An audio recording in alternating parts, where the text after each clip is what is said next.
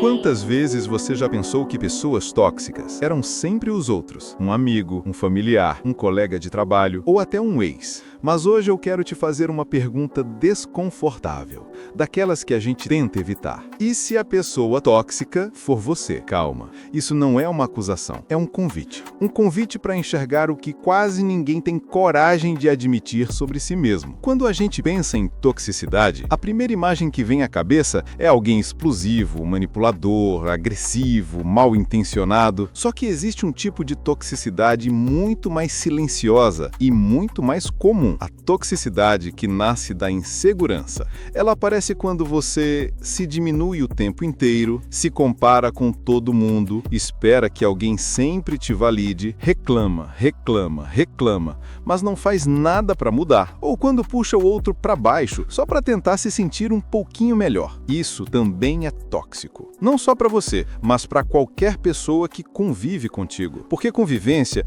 não é só sobre o que você fala, é sobre a energia que você entrega. E quando sua energia é pesada, negativa, descontente, isso começa a sufocar quem está ao seu lado. Você já percebeu que alguns conflitos se repetem na sua vida? Pessoas diferentes, situações diferentes, mas sempre o mesmo padrão, a mesma briga, o mesmo afastamento, a mesma sensação de abandono. E aí nasce aquele pensamento que todo mundo já teve. Ninguém me entende, mas a verdade pode ser outra. Você se acostumou a interpretar tudo pelo pior lado. Uma crítica vira um ataque. Distância vira rejeição. Silêncio vira abandono. Conselhos viram julgamentos. E qualquer comentário vira motivo para se fechar. Quando você vive assim, qualquer convivência vira um campo minado. E você, mesmo sem intenção, vira alguém difícil de lidar. Não por maldade, mas porque seus medos começam a falar mais alto do que você. Ninguém acorda e decide ser tóxico. Comportamentos tóxicos sempre têm uma raiz profunda. E quase sempre essa raiz é algum tipo de medo. Medo de não ser suficiente, medo de ser traído, medo de ser rejeitado, medo de ser abandonado, medo de fracassar ou medo de não ser amado. Quando esses medos tomam conta, você passa a viver na defensiva. Se protege tanto que machuca. Você cria barreiras para não sofrer. Exige dos outros aquilo que você nem oferece. Cobra a perfeição porque não aguenta olhar para as próprias falhas. E quando sente insegurança, reage atacando, controlando ou se afastando. Mas no fim, tudo isso só faz você perder exatamente as pessoas que mais quer ter por perto. Agora, boa notícia. A parte que ninguém te conta. Toxicidade não é uma identidade, é um comportamento.